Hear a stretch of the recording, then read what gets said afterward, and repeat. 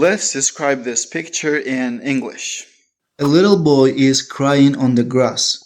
His ice cream fell on the ground. His parents are standing behind him. They look sad and worried for him. In this picture, a young boy is kneeling on the grass and crying loudly. He dropped his pink ice cream cone on the ground. His mother and father are watching him with sad expressions. They feel bad because the boy is very upset about his lost ice cream.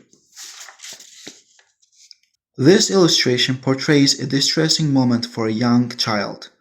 A boy kneels on the grass crying heavily because his pink ice cream has fallen onto the dirt. In the background, his parents observe the scene with sympathy and concern. The mother holds her face in anxiety, unsure of how to comfort her upset child. The image vividly captures a common childhood catastrophe and the emotional reaction surrounding it. Overwhelmed by sorrow, the child weeps openly beside his spilled ice cream cone. Nearby, the parents look on helplessly, emphasizing with their son's intense disappointment.